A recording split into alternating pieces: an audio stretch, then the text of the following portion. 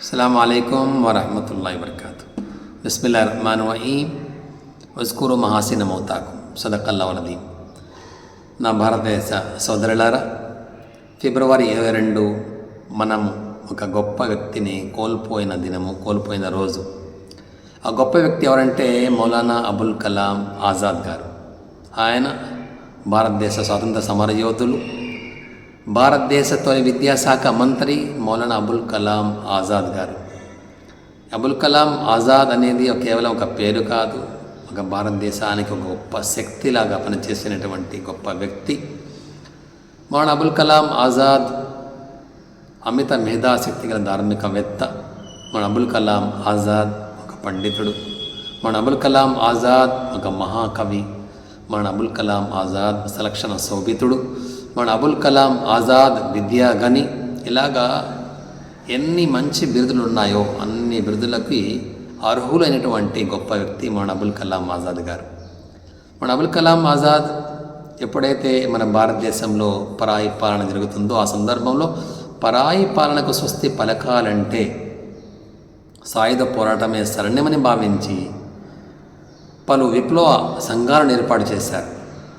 కానీ 1920 జనవరి మాసంలో ఎప్పుడైతే మౌలానా అబుల్ కలాం ఆజాద్ గారు మహాత్మా గాంధీ గారిని కలవడం జరిగిందో అప్పటి నుండి ఆయన ఆ విప్లవ బాటను వీడి అహింసా మార్గాన్ని ఎంచుకున్నారు. అప్పటి నుంచి అనేక విధాలుగా ఈ పరాయి పాలనకు వ్యతిరేకంగా మరియు జాతీయ ఉద్యమంలో ప్రతి ఒక్కరు చురుగ్గా పాల్గొనాలని చెప్పి ముందు చూపుతో అనేక రకాలైనటువంటి పత్రికలను నిర్వహించి దాని ద్వారా ప్రజల్ని చైతన్యవంతులు చేసేవారన్నమాట.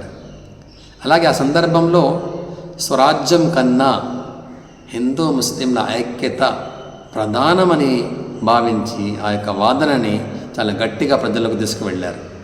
ఎప్పుడైతే మన ఐక్యమత్యంగా ఉంటామో ఈ పరాయి పాలన తొలగిపోతుందని చెప్పి భావించి ఆయా భావనలో ప్రజలు తీసుకువెళ్ళారు.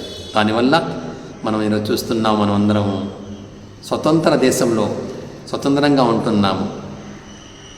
మౌలానా అబుల్ కలాం ఆజాద్ గారు అటు స్వాతంత్ర ఉద్యమంలో ఇటు స్వతంత్ర దేశంలో విశిష్ట పాత్ర పోషించారు. 1947 జనవరి 15న మహాత్మా గాంధీ గారి ఒత్తిడి మేర మొట్టమొదటిసారిగా విద్యాశాఖ మంత్రి బాధ్యతలు పోషించి తన విప్లవాత్మకమైన మార్పులు ఈ విద్యారంగంలో తీసుకురావడం జరిగింది. ఈరోజు మనం చూస్తున్నాము, ఈరోజు అగ్రగామిగా వెలిగిపోతున్నటువంటి విద్యా సంస్థకి పునాదులు వేసినటువంటి గొప్ప వ్యక్తులు మౌలానా అబుల్ కలాం ఆజాద్ గారు.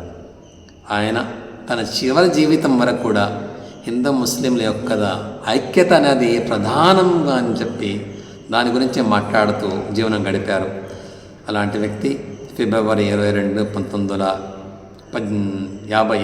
1958 ఆయన అల్లాహ్ తబారక వ తఆలా సన్నిధిలో చేరుకున్నారు. ఆ గొప్ప వ్యక్తులు మనకు ఒక సందేశాన్ని ఇచ్చి వెళ్ళారు. మీరు కూడా మన భారతదేశం కోసము మరియు భారతదేశ అభివృద్ధి కొరకు పాటుపడండి, మీ సాయశక్తుల కృషి చేయండి అని చెప్పి ఒక మంచి సందేశం ఇచ్చి వెళ్ళారు. కాబట్టి మనందరం భారతీయులము ఆ సందేశాన్ని దృఢంగా ఉంచుకొని ముందుకు వెళితే తప్పకుండా ఎలాంటి స్వరాజ్య గురించి ఎలాంటి భారతదేశ అభివృద్ధి గురించి వాళ్ళు కలగన్నారో అలాంటి కళ మనం కూడా దాన్ని సాధించుకోవచ్చు. అల్లాహ్ తఆలా మనందరినీ ఐకమత్యంగా ఉండడానికి ప్రార్థన. ఆమీన్. అస్సలాము అలైకుం వరహమతుల్లాహి వబరకాతుహు. ముష్తాక్ మదనీ.